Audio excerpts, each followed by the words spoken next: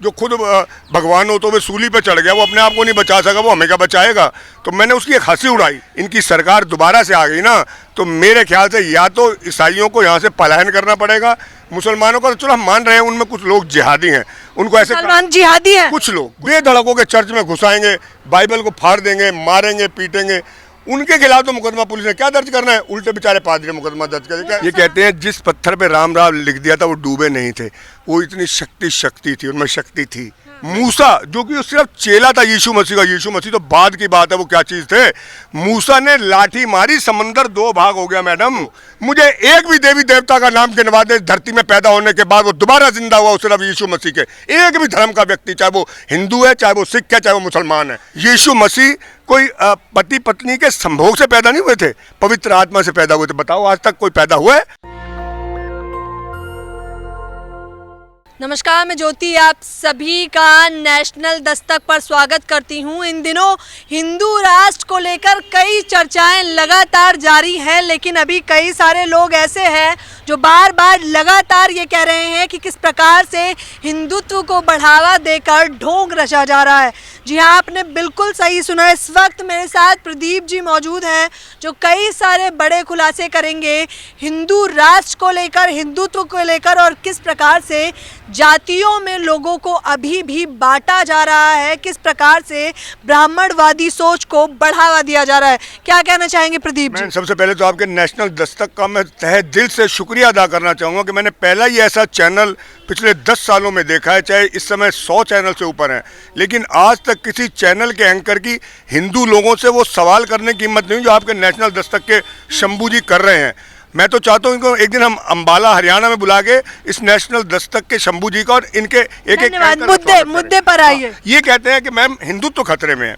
मैं आपको सबूत दिखाता हूँ। इंडोनेशिया में 87% मुसलमान और महज 1.74% हिंदू हैं, लेकिन हिंदू सुरक्षित हैं, खतरे में नहीं है। मलेशिया की कुल आबादी का 63% मुसलमान और 6.3% हिंदू है, लेकिन वहाँ हिंदुओं पर कोई खतरा नहीं है। अरब देशों का में तो धर्म ही इस्लाम है, 98% मुस्लिम है, वहाँ कोई 1% हिंदू है, लेकिन उन पर भी कोई खतरा नहीं है। सिंगापुर में भी 7% हिंदू हैं, लेकिन सुख से रहते हैं, वहाँ भी। ये जो पर्चा है ये मुझे दिखा रहे हैं कि भारत में ही क्यों, कि लिखा है भारत में ही क्यों अचानक हिंदू खतरे में है।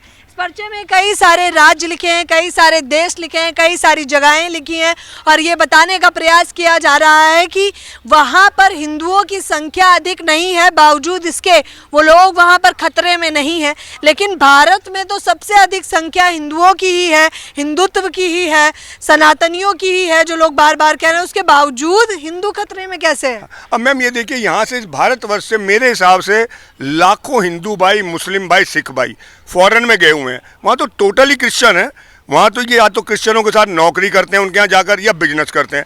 आज तक आप इतने बड़े चैनल के रिपोर्टर हैं मैम, आज की तारीख तक हमने नहीं सुना कि यहाँ से लाखों लोग वहाँ पर जाकर नौकरी कर रहे हैं, बिजनेस कर रहे हैं। यहाँ के गए किसी हिंदू को आज तक उन्होंने वहाँ पर उसका धर्म परिवर्तन नहीं करा।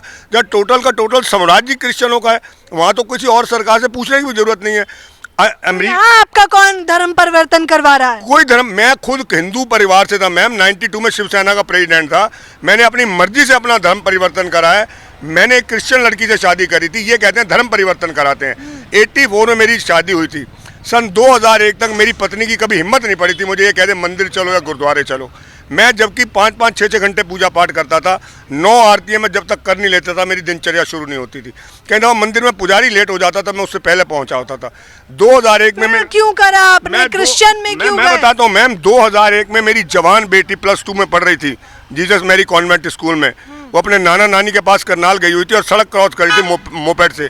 एक ट्रक ने उसके छींतरे उड़ा दिए, कुचल दिया था मेरे बच्चे को, सिर्फ खोपड़ी रह गई थी। उसके बाद उसकी खोपड़ी मेरी आंखों से हटती नहीं थी।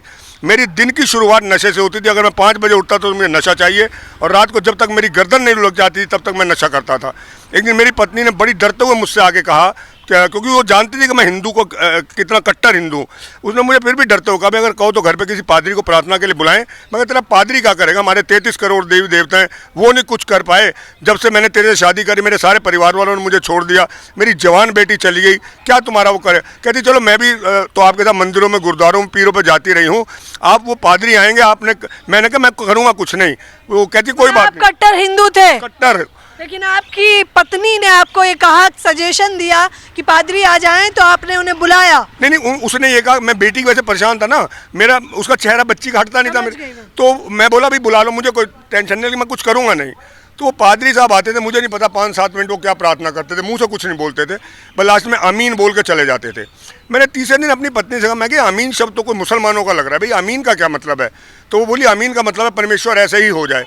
मैं क्या तुम्हारे ही भगवान कोई ऐसा हो गया जो खुद भगवान हो तो वो सूली पे चढ़ गया, वो अपने आप को नहीं बचा सका, वो हमें क्या बचाएगा। तो मैंने उसकी एक हंसी उड़ाई।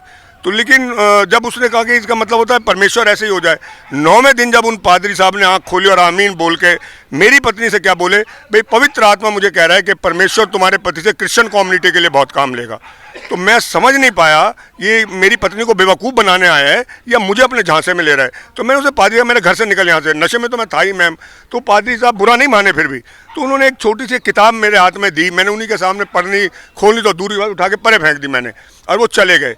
लेकिन अगले दिन जब मैं सुबह उठाऊँ 5 बज गए, 6 बज गए, 7 बज गए, 8 बज गए, 9 बज गए, 10 बज गए, जी जो नशा मैं सुबह 5 बजे उठते ही करता था वो 10 बजे तक मेरा दिल ना करे, हार के शाम को 4 बजे मैंने जबरदस्ती। तो ऐसे तो कई चमत्कार हिंदुओं में भी हुए हैं, नहीं तो भगवान श्री राम ने भी करे हैं। मैं मेरी बात सुनिए, अगर मैं करूँ चमत्कारों, मैंने भी गीता पढ़ी है, रामायण पढ़ी है, लेकिन अगर हम कंपैरिजन करें, मैं ये नहीं कहता कि वो भगवान नहीं, तेरा भगवान नहीं तो मैं पागल थोड़ी था, उनकी 9-9 घंटे पूजा पाठ करता था, मेरी एक दफ़ा ज़िंदगी खुद भगवान शंकर ने बचाई थी, ये नहीं, वो भी शक्तिशाली थे।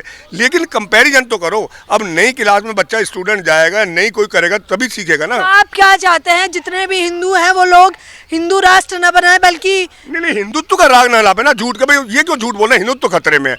आज तक आप बताएं, आज तक आपने कभी सुना है किसी हिंदू को सड़क पे किसी ने थप्पड़ मार दिया हो? क्रिश्चियन की तो बात ही छोड़ दो, क्रिश्चियन तो बेचारा खाम में नहीं सो सकता, किसी सिख ने मार दिया हो, किसी मुसलमान। रामदेव बाबा कहते हैं धूप बत्ती जलाते हैं, मोमबत्ती जलाते हैं और करते अपराध है क्रिश्चियन। नहीं मोमबत्ती जला, अब मेरी बात सुने, ऐसे तो मोदी ने थालियां बजवाई थी, उससे बड़ा टोटका क्या हो सकता था। वो भगवान की हंसी उड़ा रहे थे या उनकी पूजा कर रहे थे या उनको स्वागत कर रहे थे डॉक्टरों का? नहीं स्वागत, मेरी बात सुनिए मैम, कोरोना को भगा रहे थे। मेरी बात सुनिए, कोरोना तो इन्हीं ऐसे ही लोगों की वजह से परमेश्वर लेके आए जो इस देश के अंदर ऐसा बीज बो रहे हैं कि मेरे ख्याल से अगले 1-2 साल अगर ये सन 24 में इनकी सरकार दोबारा से आ गई ना, तो मेरे ख्याल से या तो ईसाइयों को यहाँ से पलायन करना पड़ेगा, मुसलमानों का तो चलो हम मान रहे हैं उनमें कुछ लोग जिहादी हैं, उनको ऐसे मुसलमान जिहादी हैं, कुछ लोग किस प्रकार जज करते हैं आपकी ये जिहादी? मैम जैसे कि मतलब ऐसा होता है ना कि अब कोई जैसे हिंदू का परिवार, हिंदू का बच्चा है या सिख का बच्चा है या ईसाई का बच्चा है, वो ना किसी खून को देख के भी डर जाता है। इनके ये किसने कहा? अभी हाल फिलहाल में निक्की यादव और साहिल गहलोत का मामला सामने आया है, आफ्ताब से भी बुरा हाल किया साहिल ने, मार कर फ्रिज में पैक कर दिया। नहीं मैं ये नहीं कह रहा कि वो मैं सिर्फ ये कहना चाह रहा था कि उनके दिमाग से डर इसलिए निकल जाता है कि 8 साल का बच्चा एक बकरे को काट देता है, उसको डर नहीं लगता, क्योंकि खून से डर लगता है इंसान को। अगर सड़क पे भी कोई आदमी, दिक्कत क्या है हिंदुत्व से, हिंदू राष्ट्र से? नहीं उनको दिक्कत क्या है कि अगर सभी धर्म के लोग एक साथ मिलकर रहे। मेरी बात, ये ईसाइयों को बुरा कहते हैं, अरे अगर ईसाई बुरे हैं तो क्रिश्चियन स्कूलों में बच्चों को क्यों पढ़ाते हो? क्यों हिंदू लोग कई स्कूलों के नाम क्रिश्चियन के नाम पे रखते हैं, क्या जरूरत है? फिर दूसरी बात, अगर क्रिश्चियन बुरे हैं मैम तो ये वहाँ उनकी नौकरी करवाने क्यों भेज रहे हैं? वहाँ उनके तलवे चाटते हैं, ये क्रिश्चियन हो गए, यहाँ उनकी नजरों में क्रिश्चियन बुरे हैं, वहाँ उनके बाप हैं। सभी के सभी सनातनी हैं, योगी जी कह रहे हैं सब सनातनी, स्वीकारिए आप। ओ मैडम जी, क्या सनातनी, क्या वो, आप ये देखना कि देश का हाल होने वाला क्या। मुझे एक चीज बता दें, जब से मोदी जी सत्ता में आए हैं, इस देश की भलाई के लिए एक भी काम गिनवा दें। सारे अच्छे ही किया, विकास की लहर, विकास की लहर हो रही है।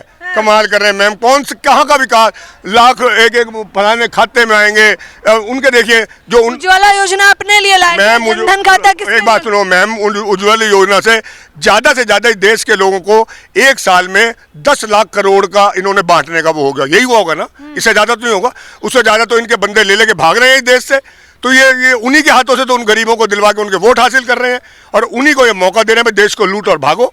तो वोट की राजनीति तो सभी कोई करता है। वोट की राजनीति का ये मतलब है, हिंदुत्व को खतरे में मत डालिए। हिंदुत्व नहीं, हिंदुत्व खतरे में नहीं है, ईसाई खतरे में है मैम। हमें तो सड़क पर निकलते में डर लगता है। अब देखिए ना, यहाँ पर सभा हो रही थी, इतने में ये डर लग रहा था कि ऐसा ना हो यहाँ भी आके आ जाए नारेबाजी करने और इसको सभा को बंद करा दें।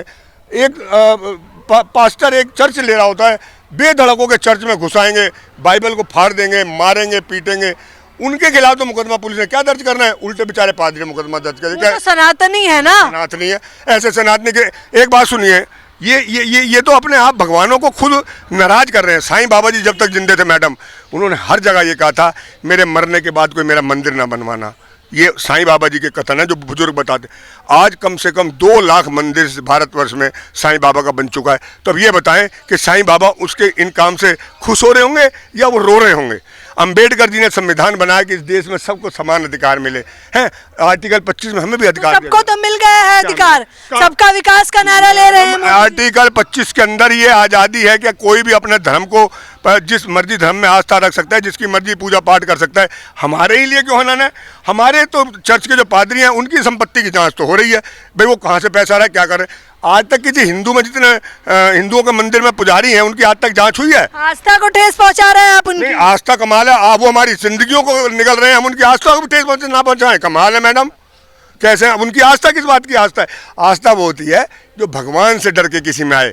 अगर वो आस्था अपने लिए कर रहे हैं, अपने हम के लिए कर रहे हैं, तो प्रभु भी देख रहा है, वो न्यायी है। बाइबल में तो लिखा हुआ है, हमें तो ये हौसला है। बाइबल में 365 बार लिखा है, मत डर, मत डर, मत डर। तो ये तो इनके तो छोटे छोटे चमत्कार हैं। एक दफ़ा मेरा एक हिंदू भाई है, वो बहुत कट्टर नेता है। एक दफ़ा मैंने उससे बड़े प्यार से पूछा, यार तुम बुरा ना मानना भाई, जैसे हम भी पूछते हैं तुम भी पूछते हो यार, चलो कंपैरिजन करते हैं थोड़ा सा कि भाई तुम हमें इतना बुरा कहते हो। कोई कंपैरिजन नहीं चाहिए, सिर्फ श्री राम को मानिए, सनातनी है, हिंदू राष्ट्र बनेगा। मैम मेरी बात सुनिए, ये बात कहते हैं बुरा ना मानना, प्रभु मुझे माफ़ करे क्योंकि मैं भी भगवान राम का बहुत अनंत भक्त रहा हूँ। ये कहते हैं जिस पत्थर पे राम लिख दिया था वो डूबे नहीं थे, वो इतनी शक्ति थी, उनमें शक्ति थी। मैं इस बात का कहा, लेकिन वो बाइबल का एक प्रसंग तो पढ़ लें। बाइबल के अंदर एक सीन ऐसा आ गया था कि 40 लाख लोगों को लेके मूसा जा रहा था, पीछे से सेना आ गई, आगे समंदर था। समंदर एक ऐसी चीज़ है जिसकी तह नहीं दिखती है। मूसा जो कि सिर्फ चेला था यीशु मसीह का, यीशु मसीह तो बाद की बात है, वो क्या चीज़ थे। मूसा ने लाठी मारी, समंदर 2 भाग हो गया मैडम। किसी कटोरी का पानी 2 भाग तो करके दिखा दो। ऐसे तो सियावर रामचंद्र ने कईयों ऐसे चलो सारी बात करे हैं। सारी बात छोड़ दो, मुझे एक भी देवी देवता का नाम गिनवा दे धरती में पैदा होने के बाद वो दोबारा जिंदा हुआ सिर्फ यीशु मसीह के। एक भी धर्म का व्यक्ति, चाहे वो हिंदू है, चाहे वो सिख है, चाहे वो मुसलमान है, मुझे ये दिखा दे, मैं अपनी गर्दन कटा दूंगा कि मरने के बाद कौन जिंदा हुआ है। हिंदुओं में ये जरूर है 7 व्यक्ति आज भी जिंदा है, वो मरे नहीं है, लेकिन मरे तो नहीं है ना। मरेंगे, मरने के बाद जिंदा हो फिर मानेंगे ना हम। भगवान तो हमारे आसपास है, आपके भगवान मैम कहना दिखाई नहीं देता। मैम एक बात बताइए, बुरा ना मानना, आप एक महिला हैं, मेरे बेटी की तरह हैं। आपने आज तक कहीं सुना है साइंस में कि 90 साल के आदमी का बच्चा पैदा हो जाता हो? सुना है? सारा और अब्राहम को 90 साल की उम्र में बच्चा पैदा हुआ। यीशु मसीह कोई पति पत्नी के संभोग से पैदा नहीं हुए थे, पवित्र आत्मा से पैदा हुए थे। बताओ आज तक कोई पैदा हुआ है बिना बहुत सारी गीताओं ग्रंथ में लिखा है। नहीं, आपको क्या पता कितने तरह से नहीं, बिना माँ बाप के मिलन के, पति पत्नी के मिलन के बच्चा पैदा हुआ, ये बताओ ना मुझे, कहाँ लिखा है? एक भी दिखाओ प्रसंग, या एक भी देवी देवता बताओ जो मरने के बाद जिंदा हुआ हो। बस आप ये साबित करने में लगे हैं कि हिंदू राष्ट्र नहीं बनना चाहिए, हिंदुत्व खतरे में नहीं। मैं ये कहना चाहता हूँ, जो हिंदू राष्ट्र की मांग कर रहे हैं, मैं दावा करता हूँ अगर वो जितना बुरा ईसाइयों को मानते हैं, अगर वो खुद चर्च में संडे को आके चर्च से बाइबल का पादरी का प्रचार सुन लेना, बाइबल की 2 ही चीज़ें, सिर्फ 2 ही प्रसंग बहुत है, नीति वचन ही पढ़ लें और मती पढ़ लें। मैं गारंटी देता हूं कि जो भी विरोध कर रहे हैं ना मसीह समाज का और यीशु मसीह का, मैं गारंटी देता हूं कि खुद वो यीशु मसीह कायल हो जाएंगे। क्या चाहते हैं अब आप, क्या चाहते हैं? क्यों खतरा? चाहता हूं कि वो जिए जैसे जी रहे हैं, हमें जीने का अधिकार है। हमसे क्यों छीन रहे हैं? हमारे चर्चों में क्यों हमले कर रहे हैं? हमारे ही साथ क्यों अनदेखी हो रही है? हम क्या बुरे हैं? अगर बुरे हैं तो फिर हटाओ ना अपने स्कूलों में से क्रिश्चियन बच्चों को। अगर आज ये फॉरेन में इतने लोग गए हुए हैं वहाँ पे, अगर पॉप जो हमारे एक ही हैं सिर्फ, यहाँ तो सरकार को राज्यसभा में वोटिंग करानी पड़ेगी, लोकसभा में वोट डालने पड़ेंगे, विधानसभा में एमएलए की गिनती होगी। वहाँ तो अगर पोप जी ने एक बात कह दी कि जितने भी भारतवर्ष से हिंदू आए हुए हैं उन्हें वापस भेज दो, तो जिन माँ बाप ने पता नहीं कैसे कैसे कर्जे ले लेके कैसे मर मर के अपने बच्चों को भेजा है, अरे वो वापस इंडिया में आ जाएंगे तो क्या हाल होगा उनका। देखिए कई कितनी बड़ी बात कह रहे हैं, ये कह रहे हैं क्रिश्चियनों का जो अपमान इस तरह से भारत में किया जा रहा है, तुम्हारी आस्था आस्था हमारी आस्था का कुछ नहीं, ये कैसी राजनीति चल रही है इस देश में और हिंदुत्व कैसे खतरे में है। ये सबूत पूरा है मैम। पर्चा लेकर आए हुए हैं इतने सारे राज्यों के साथ, थाईलैंड है, वियतनाम, हाँ देश है, यूरोपियन है, अरब है, सिंगापुर है, कई सारे हैं जहां पर हिंदुओं की संख्या कम है, फिर भी वो लोग ये नहीं मानते कि हिंदुत्व खतरे में है। यहाँ सबसे अधिक बावजूद इसके ये कहा जा रहा है हिंदुत्व खतरे में है। सोच कर देखिए जनाब किस प्रकार की राजनीति आप लोगों के साथ की जा रही है और ये तोड़ फोड़ का सिलसिला जो लगातार इनके आप कह लीजिए चर्चों पर देखा जाता है वो कितना शर्मनाक है। संविधान में तो लिखा है ना कि जो जिस आस्था को मानना चाहता है, जिस संविधान को मानना चाहता है, वो जाहिर तौर पर उस संविधान को मानेगा। तो संविधान से हटकर कौन सा नया कानून बन रहा है, ये पूछते हैं ये लोग। इस बारे में पूरी खबर के बारे में आप क्या कहेंगे मुझे बताना बिल्कुल ना भूलें। मेरे साथ बने रहने के लिए आपका बेहद शुक्रिया। कैमरा पर्सन आशीष के साथ ज्योति, नेशनल दस्तक। नेशनल दस्तक की आपसे गुजारिश है कि अगर इसको बचाना चाहते हैं तो नेशनल दस्तक को सब्सक्राइब करने के लिए रेड कलर के सब्सक्राइब बटन को दबाएं, फिर बेल आइकन की घंटी दबाएं। नेशनल दस्तक को बचाने के लिए बहुत जरूरी है कि हर खबर को शेयर करें, लाइक करें, कमेंट जरूर करें।